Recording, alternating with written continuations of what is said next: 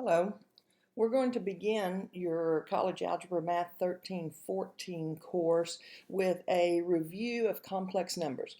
You should already be slightly familiar anyhow with complex numbers, so if you're not, you may want to contact me and get some more instruction on anything you need help with. Okay, there is no real number solution of the equation when we have x squared equals -1. That means that no real number, when we square it, gives us an answer of -1. So to include solutions of equations of this type, we've just defined the number I to have the following property, that I is going to equal the square root of -1. And think about this then. If we were to square I, we would be squaring the square root of -1, and we would just have that I squared equals -1. This is going to be really important for some future conversation, so we want to remember this. I is the square root of -1, and therefore I squared equals -1.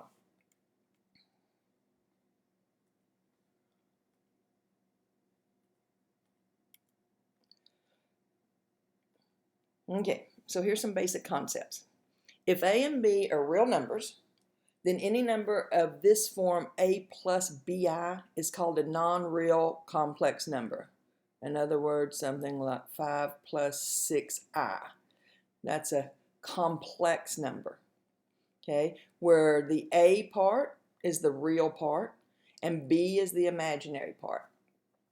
Now, a lot of times people think that these are just made up imaginary numbers, but that's not true. They're very applicable in math. They're used for modeling water flow, light waves, electricity. We could not have the society that we have today if we had not discovered complex numbers.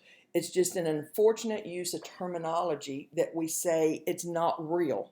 When I say a number like this is not real, it's the same thing as just saying a number like this is not whole, right? A real number is the name of one of our sets of numbers. We have whole numbers, natural numbers, integers, real numbers, and these are not in the set of real numbers. Now, this part with the I, the imaginary part, it actually did come along because when they were first discovered, the other mathematicians at the time made fun of the mathematicians that believed in imaginary numbers. But so just, take a grain of salt, take with a grain of salt this notion of them being not real and being called imaginary. They definitely exist, and they are actual, useful values. Okay, so for complex numbers in this form, if B is 0, so in other words, if you had 0 plus 6I, oh, I'm sorry, that's if A is 0. So if you had 5 plus 0I, of course 0 times anything is 0, and you would just get the real number part. This shows us that real numbers are actually a subset of complex numbers. Right, so the complex numbers is just a larger set. Okay, it's just like saying, remember when we talked about this, is also a rational number because we can put it over 1 and make it look like a fraction. Okay, now if the B were 0 and we had, if the A were 0 and we had something like this, then if you add 0 to anything, right, then you get the same identical thing. And so these numbers, when written like this, are just called pure imaginary. Be careful and pay attention to your homework because most of the time it's going to ask you to write your answer in standard form. And we consider it written in standard form when it's of this A plus BI. Since multiplication is commutative, you could have IB. We usually treat I kind of like the variable and we put it after the numeral, but this form is useful if if the B part is, say, a radical, and so we will put the I in front of a radical just to avoid the confusion of, is that I supposed to be underneath the radical or outside the radical? So that's why we say we could also write it this way.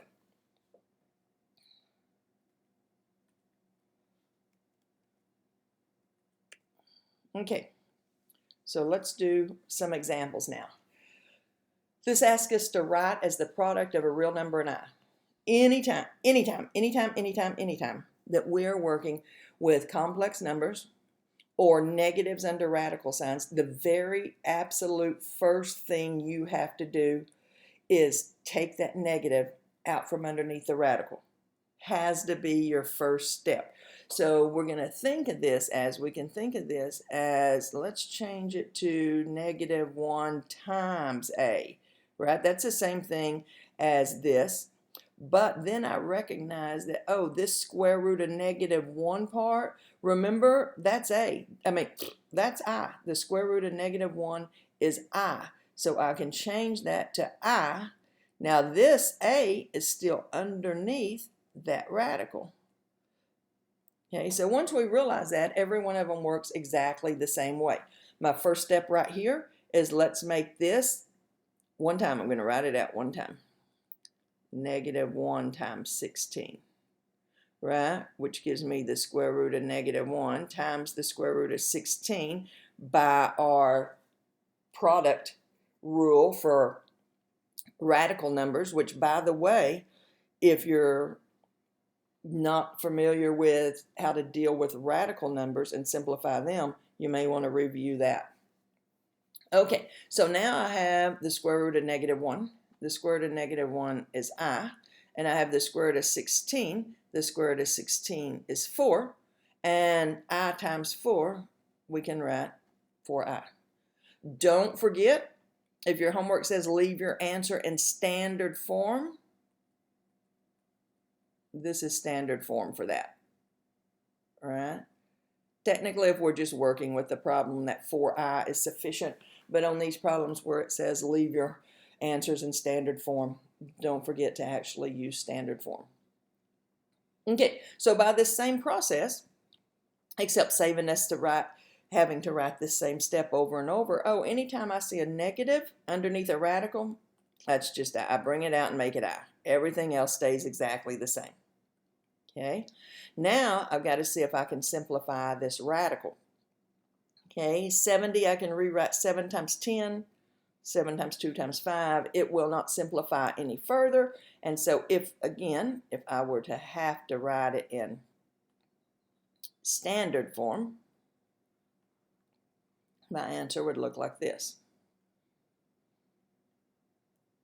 Okay, same thing here. That square root of a negative is I. And now 48, I can change. I can simplify. I can make that 16 times 3. And the reason I chose 16 times 3 is because I'm looking for a number in here that's a perfect square. Once again, you should already know how to simplify these radicals. So if you're rusty on that, let me know, or go into your MyLabs Plus and work on some of those problems. Okay, so now I can change this just like we did over here with separating using our product rule to square root of 16 times square root of 3. Because this square root of 16, I can now make 4.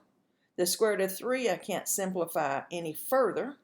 So now, because these are all multiplied together and multiplication is commutative, I can change that order around to the way we prefer it to look, right? And if it asks me to write it in standard form.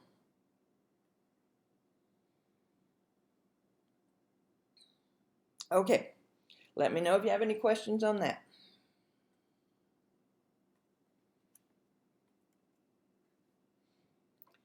Now, what about doing some operations? We're going to start here with multiplying and dividing. Well, the only thing we have to know anytime we're working with complex numbers is to get that negative out of there and replace it with an I. Has to be first step. You cannot do any of your other operations before you do this, or you'll get the wrong number. Okay, so this is I times square root of 7 times I times square root of 7. Okay, now this is all just a bunch of stuff multiplied together, so I times I is I squared. right? Square root of 7 times square root of 7 is square root of 49. Remember, anytime we have an I squared, we can replace it with -1, right? And square root of 49 is 7. So -1 times 7, -7. Notice if I would have used my product rule first and just multiplied this together, I'd have got -7 times -7 is 49. Square root of 49 is 7. Not the answer. Okay, so be careful about that. All right, first step has to be make this square root of a -1i. Okay, now I can combine my other radicals. 6 times 10 is 60. And I can see if I can simplify that number any. And 60 is 4 times 15. Once again, if you need practice with that, work on it, let me know. I can help you through that. Okay, so using our properties of radicals, square root of 4 is 2. Square root of 15, I can't simplify any further. It only has factors of 3 and 5. So 2i square roots of 15.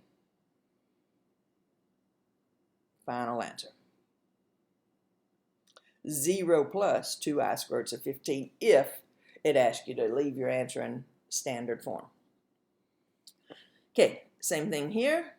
I square roots of 20 over I square roots of 2. First step, get those negatives out from under the radical. Okay, now that everything's just multiply and divide, those negatives will simplify just like any other values. And I can use my quotient rule to combine that into one radical, and 20 divided by 2 is 10. And square root of 10 doesn't simplify any further. Don't forget to always check to see if those radicals will simplify. Okay? I square root of 48 over square root of 24. This time that I stays, but I can still combine using my quotient rule. That 48 over 24, and 48 divided by 24 is 2. So that simplifies to 2, which will not simplify any further. Okay, multiplying and dividing complex number. It's just simply based on pulling that negative out from under the radical and rewriting it as an I.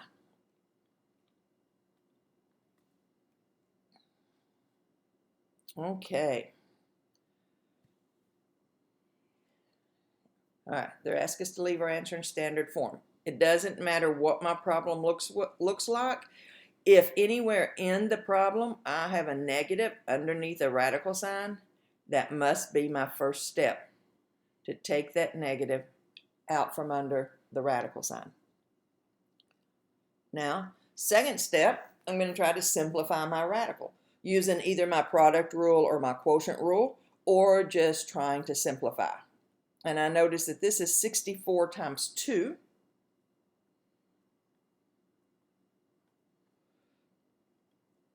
Okay, if you're not great at simplifying these radicals, contact me and I'll help you to determine how I'm coming up with these numbers, 64 times 2, right? Once you do it a bit, you can kind of come up with these numbers in your head. But originally, if you're like, how do I get those numbers? I can show you that technique. Okay, 64 times 2 is 128. But that means that I can use my product rule to make this square root of 64 times square root of 2. Because the square root of 64 is simply 8. So then I can simplify that as plus or minus I times 8 times square root of 2 all over 4. Or 8i square roots of 2 is kind of our preferred way of writing it. It doesn't mean that's wrong. It's just This is more aesthetically pleasing, right? Okay, now I've got a fraction here that I always have to consider if a fraction will simplify, and I notice that they all have factors of 4. So I'm going to pull a 4 out up here, and I'll have -2 plus or minus 2i square roots of 2 over 4, which now that this is multiplication, this factor will simplify with that factor and leave our final answer as -2 plus or minus 2i square roots of 2.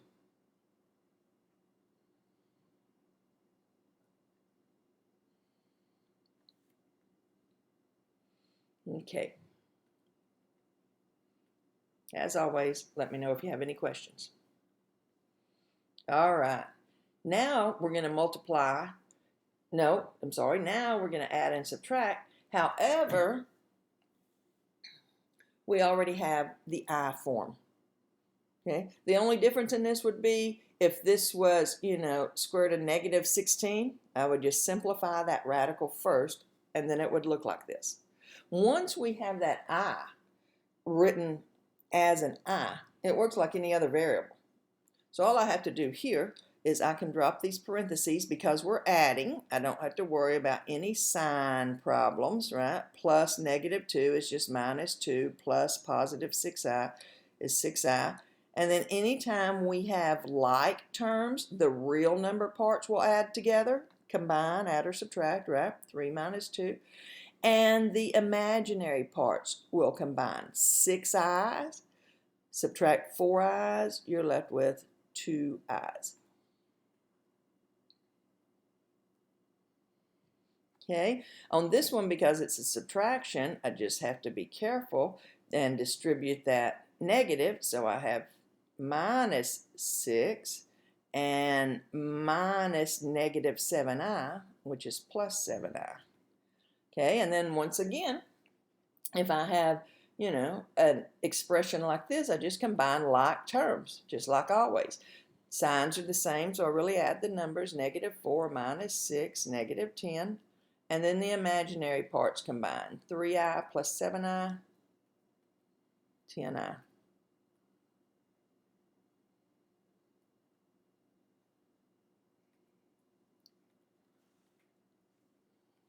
Now we're going to be multiplying. But again, those i's work just like any other variable. All right, so here's two binomials. So FOIL, the distributive property, however you want to think about multiplying your two binomials. By now you should already know how to do that. 2 times 3 is 6. 2 times 4i, 2 times 4 is 8, and then it just stays times I, right? -3i times 3, -9i. -3i times positive 4i, -12i squared, right? I times I. Anytime you have an I squared, you can replace that with -1, right? Don't forget that. So I'm going to replace that I squared with -1. Okay. Now I've got -12 times -1. So a negative times a negative, that's positive 12. 6 plus 12, combining like terms, is 18. 8i minus 9i is minus 1i.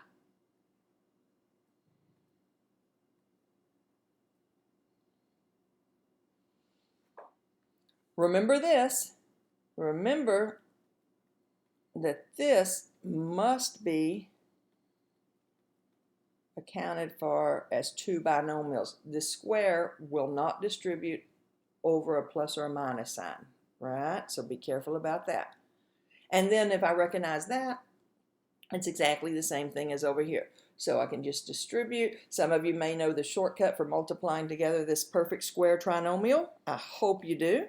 Okay, that would be great. We're going to use that quite a bit later, knowing how to multiply that out. Right now, since I've already rewritten it just to remind us, I'm going to go ahead and distribute. 4 times 4 is 16.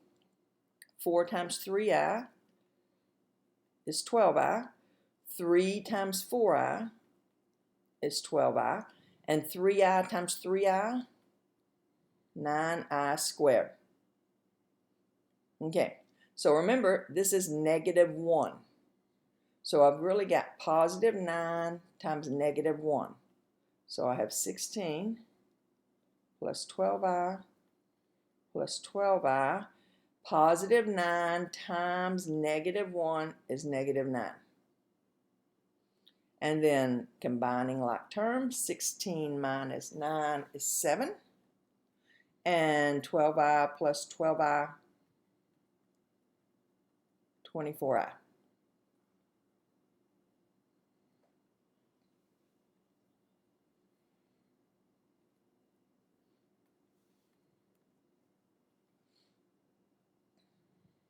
Okay, here's another one. We're just simply finding the product. Right? We just want to kind of make a note of a shortcut here. We mentioned the perfect square trinomial on that last problem, and this is called the difference of squares. You should recall from your previous algebra classes that those are called our special products, right? Notice in that last one it was perfectly square, so this was the same term and this was the same. And this, they're all the same term except one's a plus and one's a minus. So this is the difference of squares. Now, if we were to use our distributive property to multiply this out, we'd get 6 times 6 is 36. 6 times negative 5i, negative 30i. 5i times 6, positive 30i. And 5i times negative 5i, negative 25i squared. Now notice what we got in this one, these terms right here, negative 30i plus 30i. Right? So I wind up with 36, right? Negative 30i plus 30i. This whole part here is 0. So then I have minus 25 times negative 1. Minus 25 times negative 1. Negative 25 times negative 1 is positive 25. So I wind up with, what's that, 61? Whenever this difference of square involves a complex number, we call these complex conjugates. Okay, that's going to be an important term for us to know and use. Complex conjugates. And we get a shortcut. Notice what happened is in the end, I just wound up with 6 squared. Right? 6 squared plus 5i squared. In other words, 25, right, times negative 1. And because there's a minus between them, it winds up with a plus. All right, that's going to be useful when we have problems like this. Okay, you should recall from your use of radicals, again, some of us may need to go back and brush up on our radical properties and concepts, but you can never leave a fraction underneath a radical, and you can't have a radical in a denominator, right? Remember that? That's why we rationalize the denominator. You can't have radicals in denominators. Well, since i's are square root of negative 1, an I is a radical. You can't have an I in a denominator, right? Can't have an I in a denominator. Okay, so I'm going to actually start with this one over here. Before, okay, let's just do an example just to refresh our memory. Let's say we had 2 over square root of 5, and the way we would rationalize that is we would say, oh, let's just multiply the denominator by something that gets rid of that radical. And once I figure out what that is, I can multiply the numerator by the exact same thing, right? Because this is just simplifying fractions. If I have a fraction, as long as I multiply the numerator and the denominator by the same thing, I get an equivalent fraction. So as long as I multiply by the same thing, I get an equivalent fraction. So on top I have 2 square roots of 5. On the bottom, I have square roots of 25, which then I can simplify to just 5. So now I've rationalized the denominator. I do not have a radical in the denominator anymore. I got to do the same thing to these i's that I have in the denominator. Okay, well, if I just simply have an I, okay, it's just like that one we just did. Oh, I'm going to multiply by I. Because an I squared, so then I'd have 3I over I squared. And remember, anytime I get I squared, I can replace it with -1. Okay, now 3 divided by -1, I can also simplify that. So I want to continue, even once I have my denominator a real number, to simplify that fraction. Okay, if we have the imaginary number in a complex form, what we use is the conjugate, right? The conjugate, because we just looked at, hey, I wound up with a real number by multiplying those conjugates. Once I figure out what I'm doing in the numerator, I just have to do the exact same thing in the denominator. So all I do, if I have an I, a complex number in a denominator, is I multiply by the conjugate. Same values, opposite signs. Okay, and now I'm just going to multiply this and distribute. So 3 times 5 is 15. 3 times I is I. Okay, 2I times 5 is 10I. 2I times I is 2I squared. Now, on the bottom, I could do the same thing. I could multiply that out. But remember our shortcut. Because this is the complex conjugate, I can square that first one. Okay, it's always going to be a minus. You can use whatever shortcut you want. I always just keep the minus and square the second one, because that's how it works, whether these are i's or not. And then I squared is I squared. Okay, so in the numerator, don't forget, anytime we have an I squared, I need to change that to -1.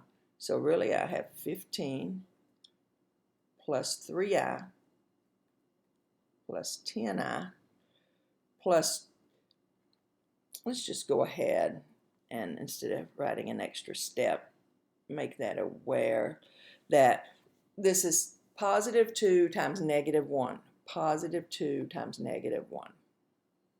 And in the bottom, this is 25 minus -1. Minus -1, right? That's where our plus always comes in there. Okay, then combining like terms, 15 minus 2 is 13. 3I plus 10I, 13I. And 25 plus 1, 26.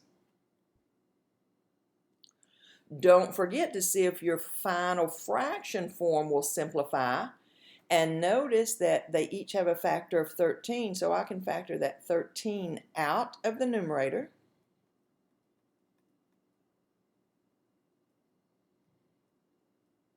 So that I can simplify that.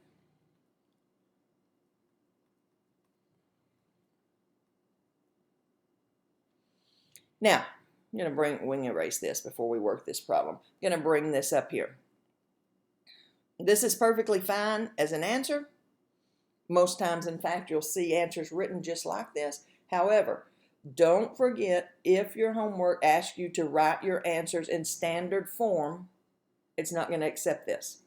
It wouldn't accept that either, right? I didn't even follow the instructions there. Okay, so what this is each term is being divided by that 2.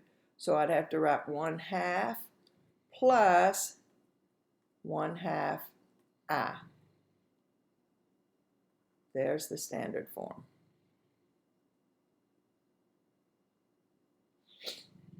Okay, let's do it again. Anytime I have a complex number in the denominator, I cannot leave that. It's got to be a real number. I use the conjugate. Once I figure out what I'm using in the denominator, I use the identical thing in the numerator to make an equivalent fraction.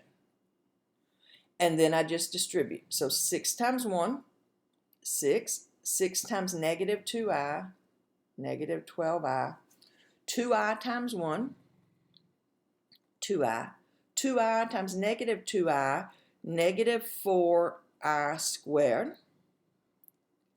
Now I get a shortcut for this denominator. I could do the same thing if I want to. I could do this same distributive property, FOIL, whatever you want to do. Or, hey, since it's conjugate, I can square the first one, make it a minus, and square the second one.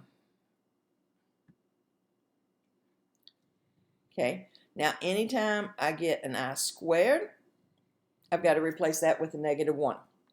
So I have 6 minus 12i plus 2i. Negative 4 times negative 1 is positive 4. And in the denominator, negative 4 times negative 1 is also positive 4. Now, combine like terms. Okay, 6 plus 4 is 10. Negative 12i plus 2i minus 10i all over 5. They all have a factor of 5, so this will simplify. Factor that 5 out of the numerator. So then the one in the numerator and denominator can divide out and leave final answer as simply 2 minus 2i.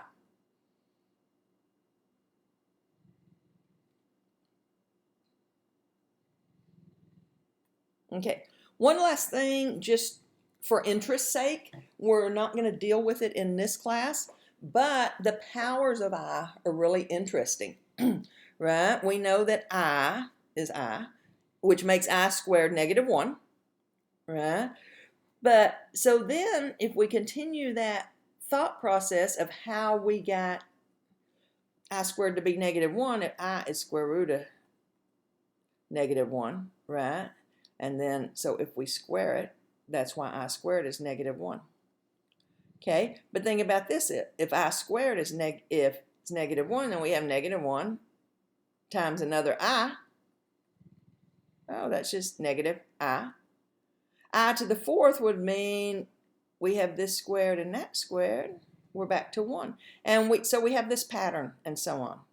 Just an interesting observation for your future courses, right? We're not going to deal with that in this course, but I wanted to mention it. Okay, that should take care of us for this section. Let me know if you have any questions, need any help. Okay, now you should go do your homework on complex numbers, and I'll see you in the next video.